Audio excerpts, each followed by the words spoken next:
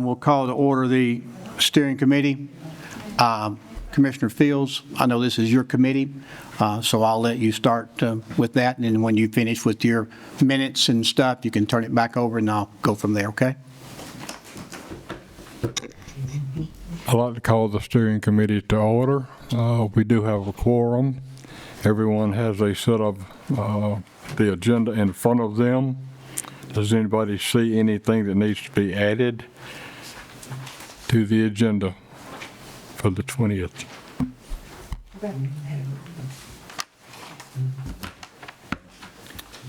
Seeing Covered now. we have a motion to approve the agenda as presented. Do I have a second? Second.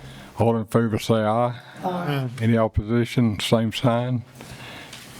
The agenda was approved unanimously. Mr. Mayor.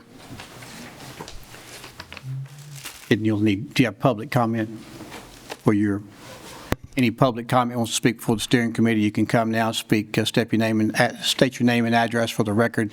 You have 3 minutes.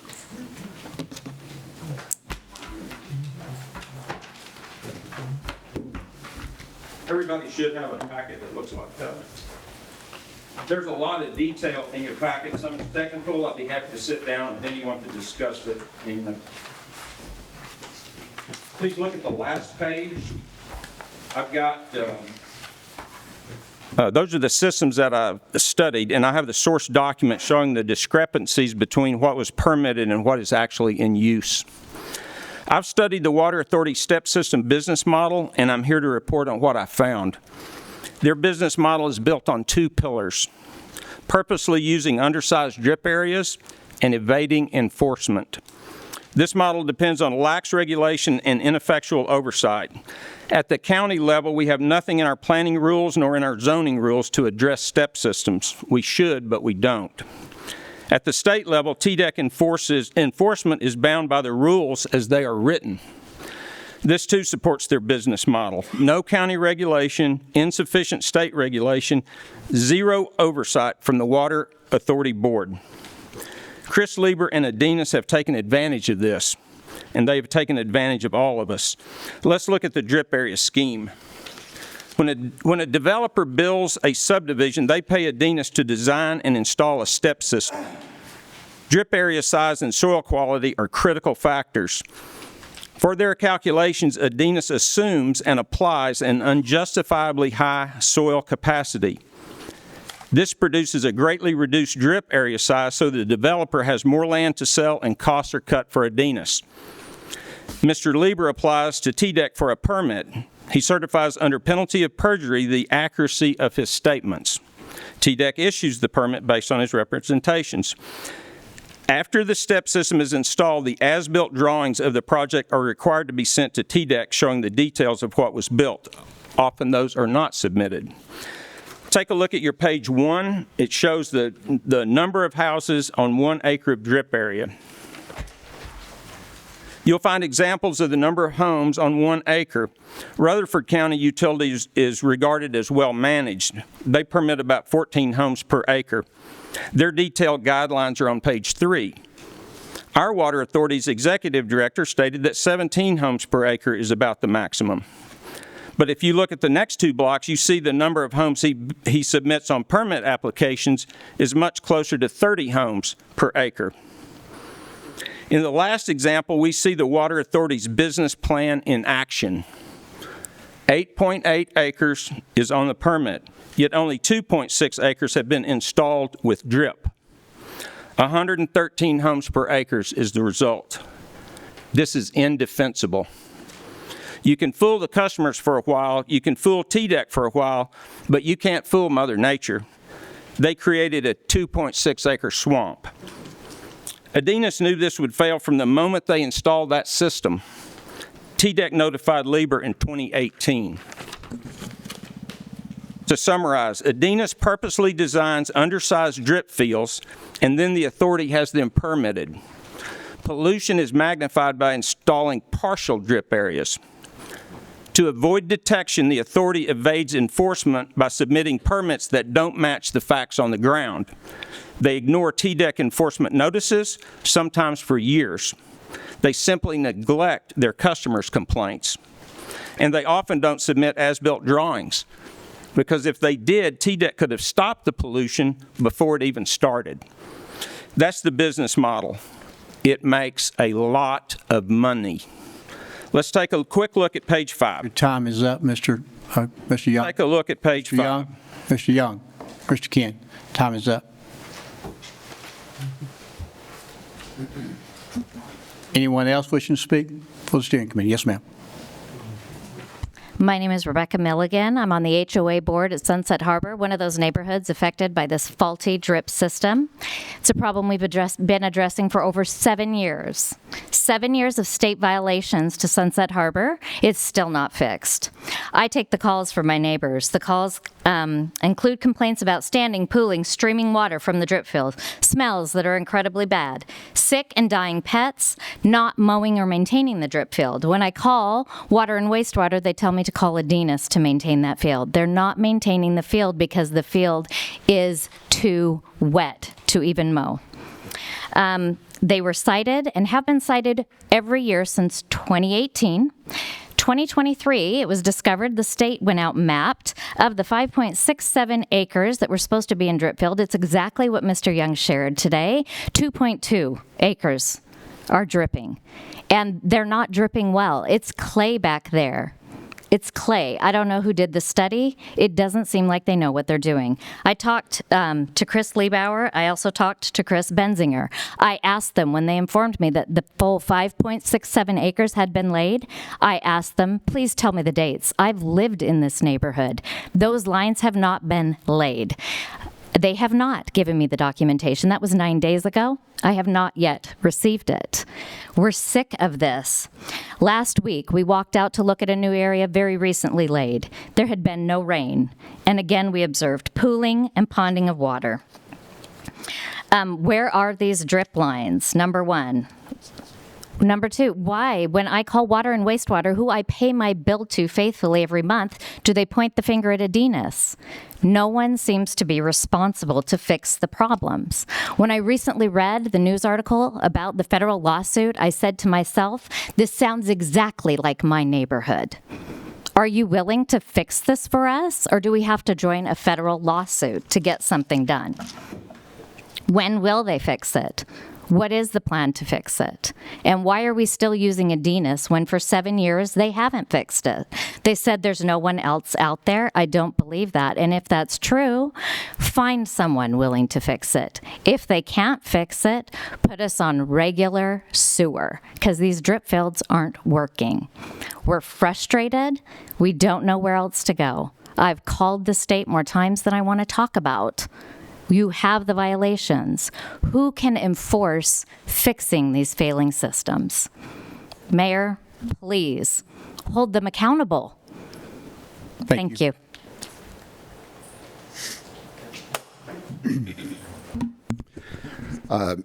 Matt Milligan. I live in Sunset Harbor. I'm a licensed family physician practicing in Hermitage.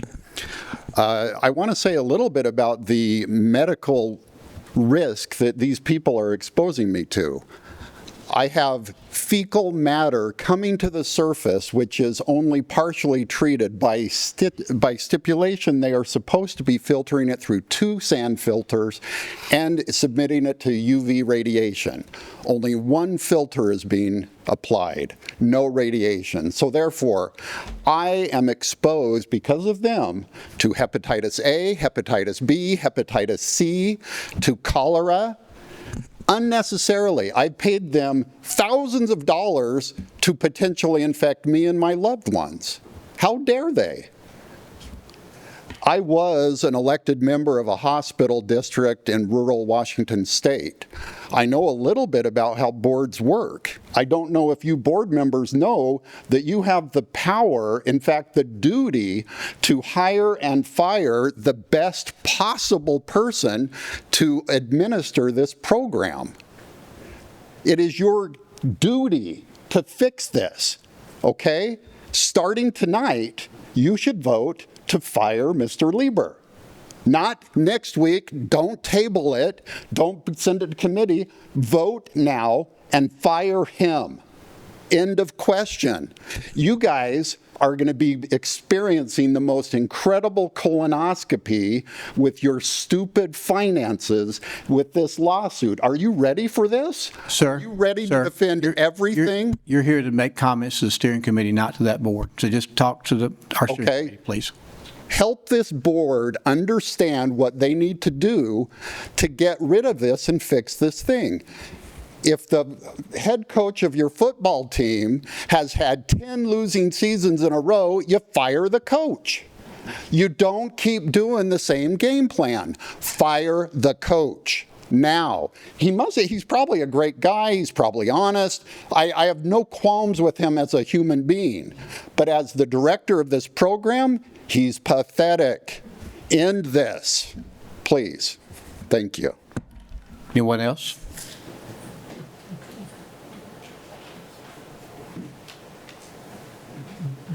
My name is Pam King. I live in Sunset Harbor, and I am affected financially because of this failed septic system, the step system. Every time somebody puts their house on the market to sell, you have to fill out soil information, which is a legal document. You have to fill out also if it is working properly. What do we say at Sunset Harbor? What about your property values? People spend the most money ever in their home. How are we going to solve this problem?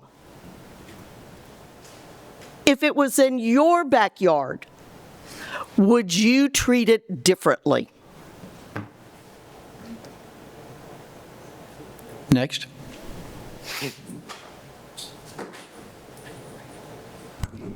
Well, hey, my name's Kevin Mack. I live at 2343 Ben Green Road. That's in Tucker's Crossroads. I'm not impacted. I'm not one of the impacted citizens, but I am here to offer you a part of a solution and a path forward. Commissioner Franklin and I served together in Mount Juliet. I was the mayor while he was the city planner. And we solved a lot of problems related to sewer and a lot of problems like this. And we solved a lot of problems related to boards that weren't getting the job done. We solved problems related to executives that weren't getting the job done. And we certainly got rid of contractors that weren't getting the job done. So Mr. Franklin said, hey, Kevin, could you come help us? We got a problem, and I think you're just the man to do it. So I said, I will. I went and talked to Mayor Hutto earlier this week, and so I'm just here to learn and listen, hear all sides of the story, but I'm willing to serve if Mayor Hutto nominates me, and if you all vote for me, I'm happy to serve and start tackling this problem for you all and for the citizens. Very quickly, kind of the 3-point plan I see needing to happen immediately is fix the existing problems and make sure they are. And don't trust Adinas to do that, right? That needs to be done under the direct oversight of the Water Authority. Adinas is simply their employee, so to speak, their contractor, and the Water Authority is responsible for holding them accountable for good work.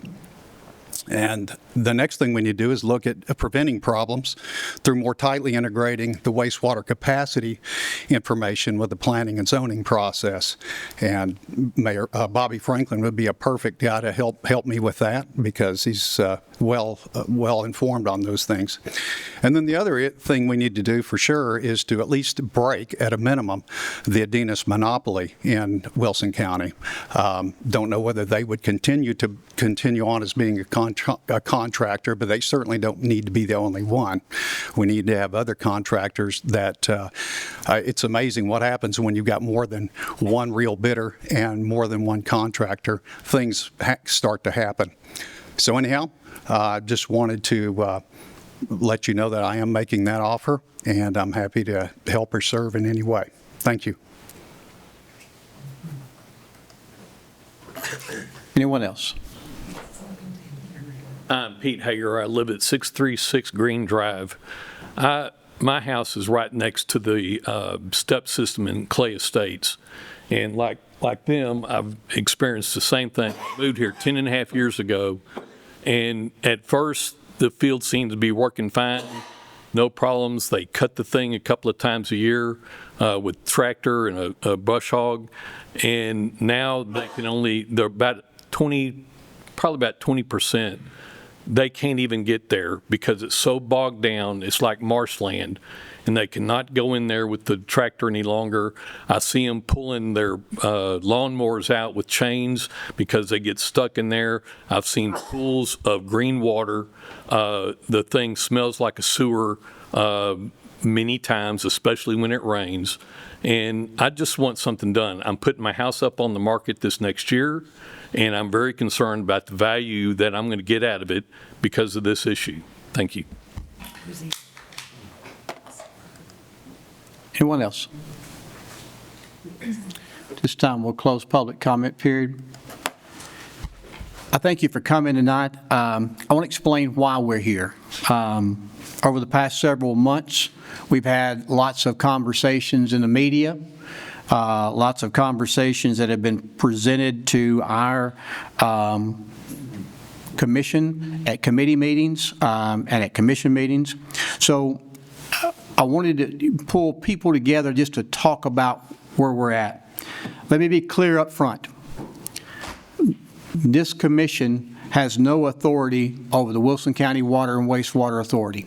It has our name in Wilson County, just like Wilson County Motor Company, but there is no authority with this group over the authority of the Water Authority. There are no tax dollars that go to the Water Authority either from here. We did send some ARP funds recently that we have given to them to expand water, but other than that, they have no tax dollars coming from us. Adenis, we're also under no obligation to be here tonight with the Water Authority. They don't have to come before us, but we asked them to come because of everything that we've heard. I've been cautioned by my attorney as well that says that just because they come doesn't mean that we take on the liability or the responsibility for what their actions are. But we felt like we needed to hear from them on where they were and what they were doing. We've heard from the citizens. We've heard from Ken Young almost every meeting, come and talk about them. And he came to me earlier, 2 summers ago, I think, and actually started talking, first of all, the first problem that we had, and that was the ARP funds that we gave, that he didn't feel like that was being spent in a timely manner and appropriate. So we began to look at that, and through that accusation, the Water Authority now sends a monthly report to the County Commission on where those $5 million are spent. A little bit later on, we had the issue that came up about the step system that's been in the news quite a bit, and that we've heard from a lot of people about that in the notice of violation and some directive orders. And then, of course, the last thing that was brought to our attention was the ability of the LaGarda school system and the step system there and how that was working out, and hopefully we'll get a report on that tonight. So the reason that they're here tonight is for us to understand where they are. The only authority this board has is the appointment of their board members. And not too long ago, 5 or 6 months ago, maybe 6, one of the board members came up for renewal. And with that renewal, the commission at the time was concerned about having somebody on that board that could give some oversight of the $5 million that we gave them. And so they didn't put that lady back on, and they put on one of our commissioners, Commissioner Kurtz. So he served for the last 4, 5, 6 months, not for sure how long that's been. And then recently, we had another member to come up before the board, and they did not want to confirm that one. They wanted someone different, and that is another reason that we have the meeting tonight. So we need to figure out where we are. As we talk through this tonight, the public, thank you for speaking. If you want to speak to them directly, they have board meetings. I don't know how often, but that would be where you would voice your opinion, another place that you could be heard. We spent quite a bit of time in our office with TDEC Adenis, the Water Authority, trying to understand this whole situation. So tonight, what's going to happen is that they're going to come up and present, and I'll tell you who they are in just a second. They will present, and then we'll limit about 30 minutes because we have another meeting we've got to go to. But when we're done with that presentation, any commissioner that wants to stay and ask questions, Mr. Luber said him and his team would be here and be glad to answer those questions for you, one-on-one, if you need those questions answered. But tonight's meeting is for our commission, not necessarily for the public. Glad you came. Just want you to understand I'm not ignoring you, and you got a chance to speak at public comment, but this is not about you blistering them. You're welcome to do that. It is more about our people understanding where they are, so don't think that we don't care or that we don't care about your concerns. We do. We're just trying to do all that we can under our authority to see if we can rectify this issue, okay? At this time, I'm going to turn it over, I believe, to Mr. Don Chambers. Is going to come and give, he's a chairman of the board. He will come and give a little bit of a history and oversight of how their relationship with Adenis started. When he finishes, we'll go directly to Mr. Chris Luber. Mr. Chris Luber is going to tell you what the Water Authority has changes that they have made in action steps to make things better. After he gets through, Chris Basinger, will come and talk about the notice of violations that we're under now and the action steps that are being taken to correct those. He's also been hired, I think, as full-time to monitor Adenis. And then Joshua Jenkins is here. Mr. Joshua Jenkins, he is with Adenis. He will give you an update on the school system of LaGuardia and where they are. This time, Mr. Dunn, I will turn it over to you, sir. Thank you, sir. Give you all a little background on where we started in general. And back in 1975, there were very few people east of 231 that had any water at all except for well water, and a lot of those wells were not dependable. And at the time, our county judge was Don Simpson, and your body, the county court, deemed it was time to look at putting together a system that would provide water to these areas that needed it so badly. They took advantage of a bill that was passed really by Metro back then to form a water authority. The water authority was formed by your body in 1975, and we moved forward and had our first meeting in January of 1976. On that board, there's 5 board members. It's stipulated that the board be made up of a banker, an industrialist, an engineer, a lawyer, and a farmer. And that's basically what makes up our board now. Our first meeting, like I said, was January the 10th of 1976. At that meeting, we elected officers. We hired HLS as our engineer to help design our water systems, and at that point in time, we really didn't have an office. We didn't have any people. We didn't have anything except just a board. From that point, we put together a finance package that we put before Mid-Cumberland Council of Governments and Farmers Home Administration, and got approved for $425,000 operating expense. The Water Authority at that time, we didn't, like I said, we didn't really have a lot of folks. We were able to put that out to contract, and one of the things we did to start with was we contracted a needs study to determine where the need for water really was, and there was 3 areas that really stood out. Those areas were Chicken Road, Taterpillar Road, and Harsel Pike. Those areas had a lot of wells that were bad, that had sulfur and that kind of thing. But anyway, it was a total of 11.1 miles, and our first contract we had to put water in those areas was $381,500. That was our first phase of getting started. That happened in 1976. Since then, we've gone a long way. We've got our offices out on Maddox Simpson, but we've been able to grow our facilities to where we now have about 10,000 customers. Most of those customers have water. We still have some areas we hadn't been able to get to, but we've had a very simple approach to doing our job, and that's we wanted to put water in every part of the county east of 231 that was feasible to put it. As most of you know, we got a lot of rock in those areas, and it costs a lot of money to put the water lines in. But I think we've done a good job of getting to there as we could. We had another very simple way of determining who got the water. And we tried to stay as non-political as we could, and basically that was by a simple thing like 12 taps per mile was what the Farmers Home Administration said we had to have in order to pay back the money that we borrowed from them. And so that became the sort of guiding principle behind what we did. At that time, the big issue getting most of them was getting easements on those roads to put the water lines in. And we gave the charge to the people that had wanted the water to get those easements, and were very successful.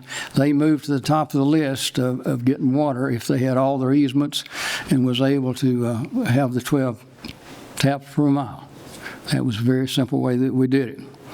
That was the first contract in 1976. But keep in mind, at that point in time, we didn't have a lot of folks working for us. We didn't have any, as a matter of fact. But it was after we got it under contract, we were able to get an executive director and move on from there. Like I said, we now have about 10,000 customers, and the bonds that we put out for sale at that point in time, we've paid off. So we've been a pay-as-you-go board, and we've tried to do that all the way through. A little background on the thing we talked about so much here, the step system, and it's kind of ironic that we sort of got in the wastewater business by accident. And I don't remember the exact time, but in the 90s, I was in the road building business. We had an asphalt plant out on River Road that we were setting up, and the TDOT had a spec that said you had to have a bathroom for any contract you had with the state of Tennessee. I started looking for a way to put a bathroom in, and I was 3.5 miles from a sewer and sitting on solid rock.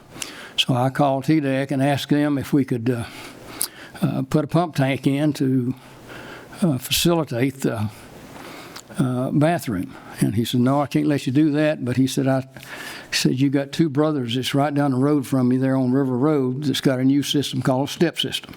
He said, I'll let you put one of those in on a trial basis if you want to try that. We put the system in then, it's still working, and thought that was the end of it. But that same year, Tuckers Road Crossroads septic tank system for the school failed. I called Bob Pickney, who was one of the Pickney brothers, and asked him if he'd come up and look at it. He did. He come and looked at it, and he said that he could fix the system with the step system. He put a step system in for Tuckers Road Crossroads. I think it's been expanded twice. The system's working fine, and we have step systems over the county that are working fine. I understand what the people here are saying, and I'm sure we got a problem there. The one thing about building anything, you're going to have problems, and how you deal with them and fix them really determines what you need to do and how you need to grow. You learn from them and you do better. I'm here to tell you we're going to try to do that in everything we do with the step system. That's all the history and that we have, and like I said, I appreciate the opportunity to speak to you. Mr. Chris, if you'll come forward. As Chris comes forward, I want to thank the commissioners that went on the tours. We asked you to go on tours and go see these sites of notice of violation. Many of you did that. I appreciate you doing that because we want you to be educated. The next thing on your desk is a letter from Representative Clark Boyd, which also took a tour, and he wanted to write you a letter and give that to you. That is on your desk for you to read. Chris? Thank you, Mayor Hutto. I appreciate the opportunity to be here. And Don's history, and just, he had a number of customers out there. That amounts to about 350 miles of water distribution main now that we have in the eastern portion of Wilson County. On the wastewater side, We've got 4,000 wastewater customers. They're all on step systems, and half of those customers are on one treatment facility, the Low Grade Treatment Facility, which is in the southwestern corner of Wilson County, Gladeville area. Give you a little background on Adenis and how that arrangement works. Adenis is our approved master service provider for wastewater services, and they were approved in 2001 with a master service provider agreement, actually in perpetuity. So that's the contract we work under with them. Sewer bills, they're a little under $65 per month, flat rate. On step systems, 83% of that revenue goes to Adenis to operate, maintain, and replace those systems in perpetuity. 100% is outsourced. The balance of that goes into a wastewater reserve fund in case something ever happened to Adenis. We've got a solid financial model. We meet all the Tennessee Comptroller of Treasury's debt service coverage ratios and net position requirements. Been at the authority for 20 years. We've had an increase in the S&P bond ratings, are now at AA-. Adenis annually demonstrates financial ability to perform as a master service provider. Other entities are welcome to come forward if they can meet our requirements to be a master service provider. Talk a little bit about the NOVs, notice of violations. NOVs are not enforcement action. They're a notice of violation. It's an indicator that there could be an issue, and they need to be addressed. So the majority of NOVs are due to ponding of water on the drip fields. This is treated wastewater. It's not raw sewage like you see in a conventional septic system. So reasons for ponding of water easily can be storm water. They can be pipe breaks, system controls, and potential overloading. So most of the corrective action is relatively simple. I'm going to go through and talk about some actions we have now taken immediately. First action, really, the board back in the spring approved funding for a new position within our organization as an operations manager's position. Within that position, there's direct oversight responsibility to the Adenis operations. Chris Benzinger, who's going to be talking in a few minutes, he filled that position. He's been with the Water and Wastewater Authority on a drinking water side for many years, does an excellent job. The idea there is to get the notice of violations reduced. Okay, when when TDEC shows up out there, if there's any ponding of water on that drip field, it's a notice of violation. Could be a spraying, it could be stormwater, it could be treated effluent. So by Chris going out doing interventions in between visits, those site visits, we'll catch those issues. And instead of getting notice of violations, he can call Adenis, they can come out and do a repair. Think of it as maybe a pothole in the road. Okay, you get down the road, nothing's there, drive that road forever, seems like, and then boom, you hit a pothole. Doesn't mean the road's failing, you go fix the pothole. So if you drive down a road more often, you'll catch the pothole more frequently. You can get it before it gets to be too large. The drip lines, so the drip lines are buried only 6 to 8 inches in the ground. So it goes through a treatment facility, it's treated effluent, because it drips into the soils. We're not allowed to do point discharges to waters of the state. So when there's any failure in that small diameter pipe, it comes right up. Totally different than big pipe sewer that's 3 foot to 30 foot in the ground. You have no clue what's going on with the wastewater and the interface with the groundwater in those systems. So we're a very easy target to see an issue, which is good. We're highly regulated, and we like that, versus a septic system at a home. They're not regulated. TDEC does not come out and inspect those systems. The only reason you know that is if something surfaces and your neighbor calls and complains. So TDEC visits on a regular basis for enforcement actions with us. Second action is going forward, I am only going to sign final plats for a subdivision until all the drip has been installed, all the treatment facilities been installed and inspected by TDEC. TDEC was supposed to be doing inspections on those areas. I have gotten, I think, 2 letters on inspections. So going forward, they will come out and inspect them. That way, there is no lag between the time a subdivision is platted until the drip is installed. And that's part of the issue, is the lag. We have the soils, we own the land, but some of those areas, the drip had not been installed in a timely manner. And when that happens, yes, it's possible you could overload the soil. So Adenis is going full bore, and Chris is going to give you an update on that, to get drip installed in the other areas where we own land to take any pressure off those existing soils.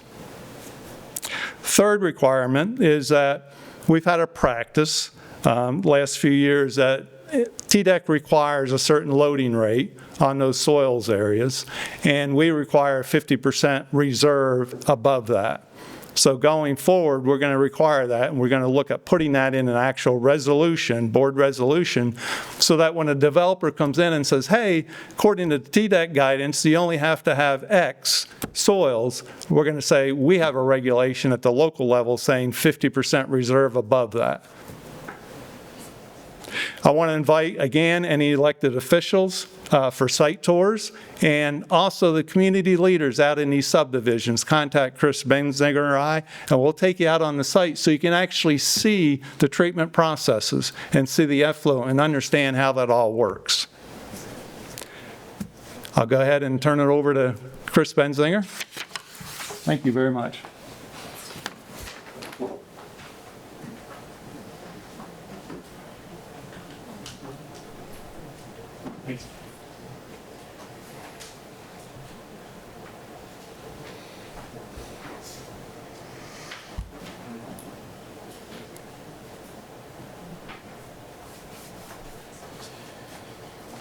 Hello. You'll see on your desk, I provided you a list of several sites that we have throughout our service area. Over the past 3 weeks, I've done many site visits, walked many miles, covering a lot of territory. Many of the sites that you see that are blank, some of them I have visited, some of them I have not. If you see it blank, there are no issues today that have been found. The ones that we do have NOVs on, you will see Academy Road, which is the Heritage Highlands and Autumn Creek subdivisions. That is also the treatment facility that services Legardo Elementary. We are working with developers now to identify additional soils that did not get platted and deeded to us. So they are in the process of getting that done. Additional drip lines have been installed at Autumn Creek subdivision, which will help in some of the overloading and violations that were at Heritage Highlands. Cairo Bend, that is Stonebrook Falls subdivision. It is in the engineering and design stages for review and approval with TDEC for the construction of additional drip lines. Cedar Grove, which is Woodland Ridge subdivision that also services Carroll Oakland School, which was another school that had a failing septic system that we brought on to take care of that solution.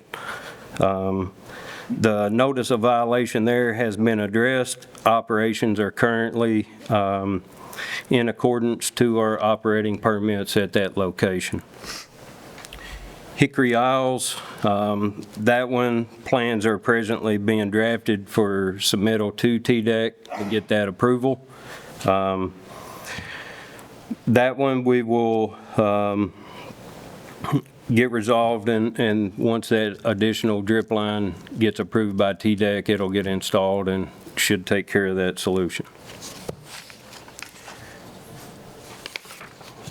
Man Road treatment facility, which services Ballantrace subdivision. A simple repair there needs to be made to a broken pipe that was just capped off, and It just isolated that drip field. We have identified that, and that correction will be made. We'll get the additional drip field back in service to help resolve the overloading at the other site. Poplar Ridge subdivision, additional supply and return drip lines are currently under construction. Ridgewater Engineering is designing plans to get additional drip fields at Camelot Cove where we have additional soils there. That's one that just the growth kind of overlapped the construction, and the additional drip did not get installed at the time of construction, which will, with our new plan and resolution that we have going forward, will help resolve those issues. Sunset Harbor, construction crews are currently on site repairing the drip fields and adding additional drip in those areas. There's another area that we have some additional soils at that the plans are under review and design for TDEC, and once we get those approvals back, we will get that additional drip installed. Like I said, if I appreciate the commissioners that did come out to the site visits. If there are any other ones that would like to come, feel free to reach out to us. If we can do the same tour that we did for everyone else, or if there's particular neighborhoods that have issues in your districts, we can just solely do those only. So thank you for your time. Chris, let me ask a couple of questions if I can. One, the commissioners have asked, could they come back in January and February when the weather's wetter? They would like to do that, if you could let us do that. Yeah. Second thing, is it possible that the notice of violations that we have, 8, 9, 10, whatever they are, you're working on correcting those, that is what you're taking over? Could you come back and report to our commission when you get those notice of violations cleared so that we have an update on that? Yes, sir. Okay. And then tomorrow I will send all of you, I have documentation from the 2024 state plan that went through and reviewed all the step systems across the state. As you well know, across the state of Tennessee, half of the step systems are good, half of them were bad. Out of the half that were bad, there are half of those that are really bad and some that are just sort of bad. But we had the second largest number of those that were bad, and that's why our concern is there. Also, I will send you, which I've been asked to do that, is that Rutherford County, which has been seen as a model maybe for doing this, their guidelines, Mr. Britton sent this to me today. I'll send that to you as well, and that would be something that we would encourage the Water Authority to maybe consider these guidelines. As Chris said earlier, a builder comes in and says, hey, TDEC only requires this much. Therefore, that's what I want to do. But if you have tougher standards, that makes it better. That's what Rutherford County has been doing. So we would encourage you to do that as well, if you could do that or look at that. Also, I have another large sheet that I'll send to you tomorrow on electronically that gives you a lot of questions that TDEC answered as they went and surveyed all the ones in Wilson County. So you will know that. But I appreciate your work, and I know the citizens back there, especially the ones that are here from Sunset Harbor and other places, to maybe get them back up and going as soon as possible. I know our commission will definitely appreciate that. So thank you for that. Mr. Jenkins?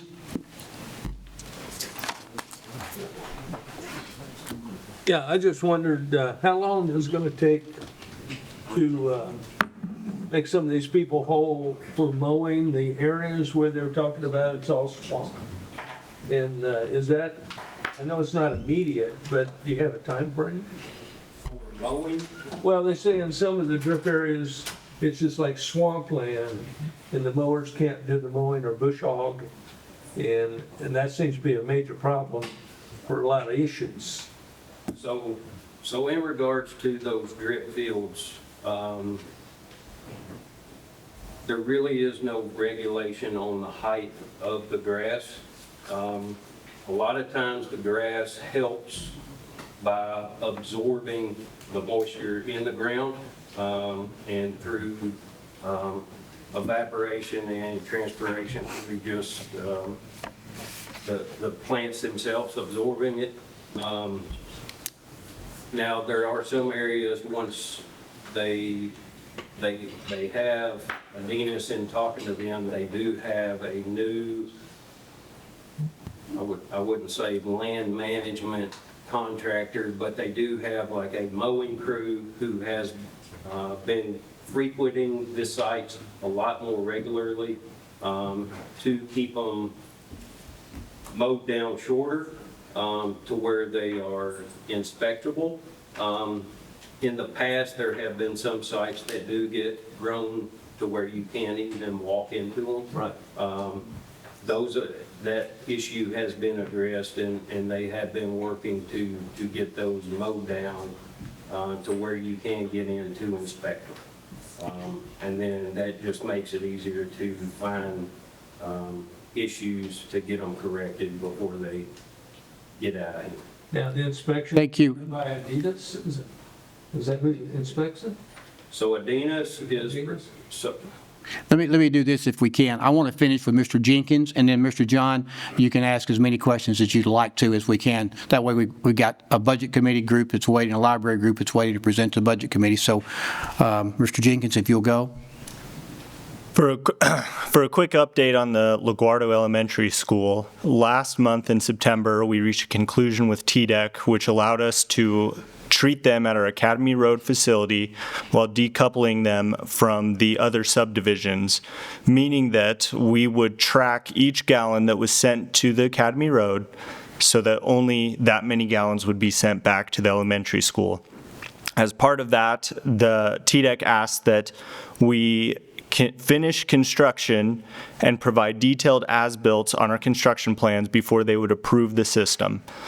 We have been working with SEC, the designing firm, who last week on Thursday, a week ago from yesterday, we submitted those detailed as-built, which had been updated to be reflected on our plans to TDEC. Then the next day, Friday, they submitted comments back to us. Adenis has been working with SEC throughout this week to get those comments addressed and fixed, and we plan to resubmit on Monday to TDEC for their continued review and hopefully to put out onto public notice for our state operating permit. With that, Josh, if I understand it correctly, if you can, once you get TDEC's approval, then on a Tuesday, it would go out for a 30-day comment period, correct? Go ahead. Yes, TDEC now puts them out on public notice every Tuesday. That's why the goal is to get it in Monday for their review and hopefully out on public notice for a 30-day public notice on Tuesday.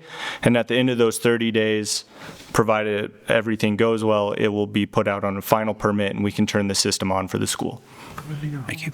Anything else you want to update us on things that are being done on Adenis' side to correct the notice of violations or anything of that nature? Yes, Adenis has been working very closely not only with Wilson County but our other counties where we operate. I believe Brian Beller started as recently as January to split the workload that was done by my predecessor into his roles on the operations side, where he works very closely with Chris Benzinger, and then my roles where I started in April as a utility engineer to work on the front end to make sure that our design and construction and working with TDEC is better met. We've been working very closely with Chris Luber, Chris Benzinger, and John Smith to make sure that these new policies we want to make sure are fully implemented, working with TDEC, the 50% reserve, and whatever we can do moving forward has been as smooth as it can be as we work through the various issues. Anything else you want to add? Not at this time. Okay, thank you. This time, we're going to go to close the steering committee here. Any commissioners that want to stay? Chris, is your team willing to stay and talk to our commission, the chambers up here? If you will come forward and do that at this point. We'll close the steering committee, and then we'll go to budget committee. And then if you guys want to come back in and ask questions, you can as well. Yes, ma'am. I think before we close steering, we need to approve the agenda for the county commission meeting. Didn't do that. I don't think, have we done this? We've already done that. I apologize. No worries. We should do, Information all at one time, and I'm. All in favor, say aye. Thank you. Okay.